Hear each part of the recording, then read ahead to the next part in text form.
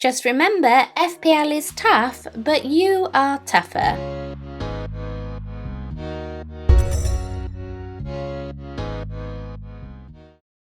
Hi guys, I'm FPL Nymphrya and welcome back to the home of FPL videos. Wow, how are we all feeling after what feels like the longest game week in history? When I left you last, I was all set to bench boost for my many Southampton and Leeds players. Unfortunately, the double being called off pushed me to change my plans a little, and I loaded up on City players instead. Let's take a look at how I got on in game week 19.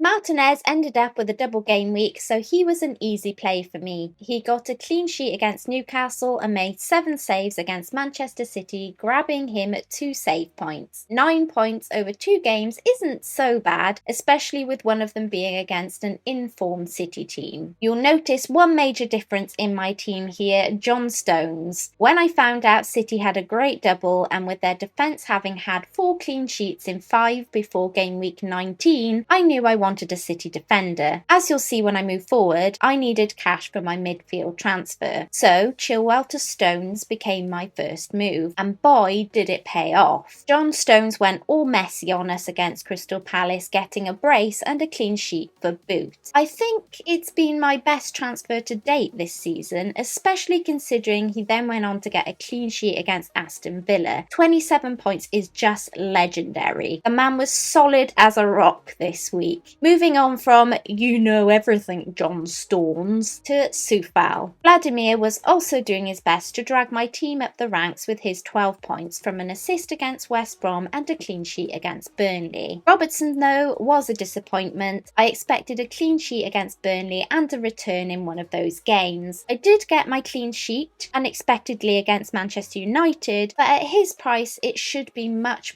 more than just clean sheet. I played Dallas given Leeds' fixture. I was expecting a more open game than what it actually turned out to be, and I was swayed that his single game week was better than Adams. In the end, they both flopped, but a little reminder I should go with my gut, as if Adams had have gone big, I really would have kicked myself there. In midfield, I have to say I'm a tad let down by my premium lineup in a double game week. Bruno did grab an assist against Fulham, but the drab Liverpool game meant he only got points for minutes played and a clean sheet, resulting in 8 points towards my team total. Soucek, despite 2 goals in 3 game weeks before the double, could only manage 4 points from his minutes played across both matches. Sonny, as my single game week midfielder, got more than Thomas with an assist and minutes played. Salah, being over double the price as Soucek, could only match him. Having a rest against Burnley and no return in his 33 minutes, that Liverpool versus Manchester United match offered no attacking FPL points for those of us that doubled up on attacking players, and as a result, Salah added just 4 points towards my team total. KDB was my new addition, and the reason I needed the cash from my defence. I'm a tad annoyed as I really very nearly went Gundog here to back up all my bigging up I have done of him the last few weeks, but I just felt like KDB would be a little more pep roulette proof, and with so many fixtures, his consistency would be of great use towards my team. Of course, I did not see the injury happening, so that scuppered the plan. KDB did mittens though, all of his points coming in against Crystal Palace, with his assist, clean sheet and bonus points. His going off just 2 minutes shy hurt me more than you'd think, and I'll explain why in just a second. Moving to my forward, Bamford led my line out, given I traded an injured Calvert-Lewin for Davis to help fund KDB and the aforementioned benching of Adams over Dallas. Bamford could only manage 2 points. That was such a disappointing result from him. That means these were my 3 top scorers for game week 19. You know everything John Stones, Soufal and KDB. I've given it to Kevin De Bruyne on the account of the double armband points. So with all of that, I got 97 points for double game week 19. I took a -8 to accommodate KDB, so a net total of 89 points, above the average at 67. The hit paid off this week week, Davis and DCL cancelled themselves out. KDB got more points than Rafinha did, and Stones far outscored Chilwell. But of course, with KDB's injury and DCL's return from injury this week, even scoring in the cup, it may not prove to be the best in long-term moves. I did also nearly go Antonio, Gundogan and Stones as my 3 free transfers. Wow.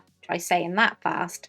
Those transfers would have really paid off and see me a lot higher in rank now. With KDB's hobbling off at 58 minutes, I missed out on the extra 3 points that would have seen me into the 100 club, so that's slightly frustrating. Granted, it would have been a game week 100 because if I factor the hit I wasn't even close, but still it would have been nice to see that 100 club on the screen. It was, however, another green arrow that sees me over 56,000 places higher, but unfortunately not quite enough to break that 1 million club, sitting at 1,035,000 in OR. Okay, so looking ahead to a fairly normal game week 20 after all of the madness of the blank and double game weeks. KDB seems to be out now for 3 to 4 game weeks with his injury, unfortunately, so he's a priority move for me. I'm considering a couple of players here. Grealish, because of his fixtures mainly, he looks really good on the eye test, and yeah, as I said, he's got a lot of fixtures coming up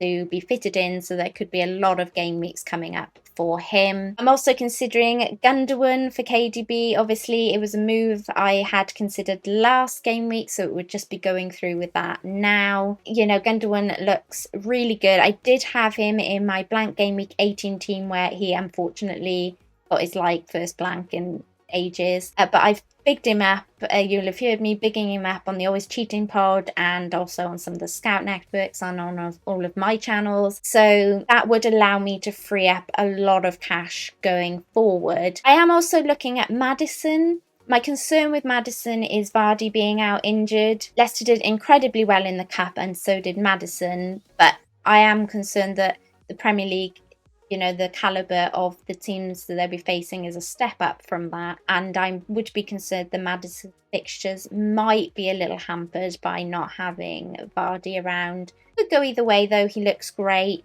My main thing is that I am considering a -4 this week. It doesn't need to be done, and I really would prefer not to take a hit at this point, but I can take Robertson out for a City player, and I can move KDB on to Gundogan, and that would leave me a lot of cash for game week 21 to decide on my third striker. And I say that because at the moment I have Davis, and I think this season calls for us to have a deep bench. And Davis just isn't playing. It's such a shame because Aston Villa have great fixtures now and they will get double game weeks. But Davis just isn't featuring in any of those. And I feel like there is a lot of options at the moment in that midfield price and strikers that are just worth their weight in gold. By doing that this week, it gives me another look ahead of game week 21 as to who I should go for up front. Having that amount of money in my bank does allow me to go back to Dominic Calvert-Lewin if he looks great. Of course, he scored in the cup and is now back from injury. Antonio, obviously looking great from his return from injury. Ings even, I mean, he looks great. Could go for the Southampton double up. But at the moment, probably most likely Kane, with having had the funds there to be able to move to him and in being a possibly good captain choice for the next couple of game weeks. Of course, KDB to Sterling or Rashford would also be great. I like those moves, but by me going to somebody in price like Gundogan, it does allow me the cash to go to somebody like Kane if I want to in the future. But I think it all depends on who looks great for game week 21.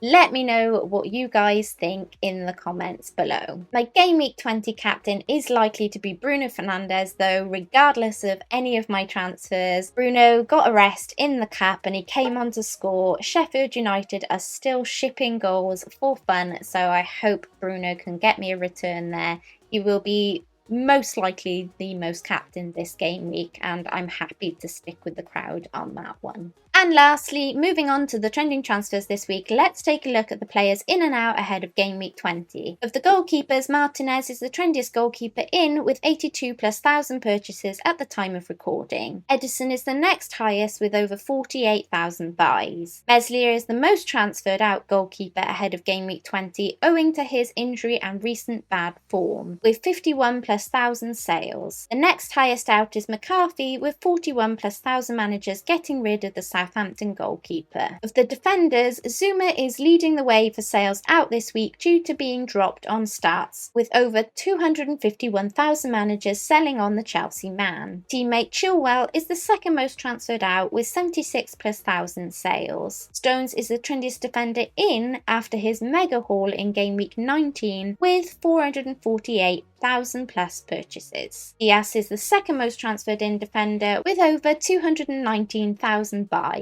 In midfield, Maddison is the trendiest midfielder in this week after his double game week performance, resulting in 349,000+ buys. Gundogan is the second most transferred in with over 262,000 buys. KDB is the most switched out midfielder this week owing to his injury with 714,000+ sales. Salah is the next highest midfielder sold this week with over 190,000 sales. Up front, Vardy is the trendiest forward out this week with 469,000+ managers moving on the Leicester man.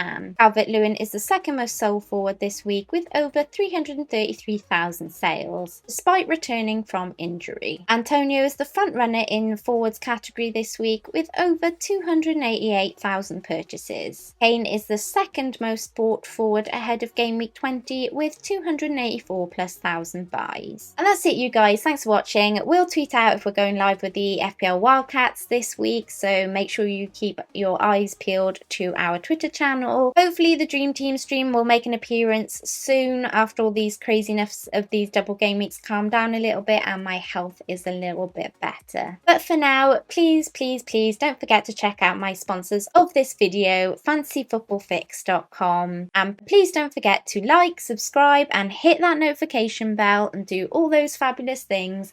Until next time, Nymphria out.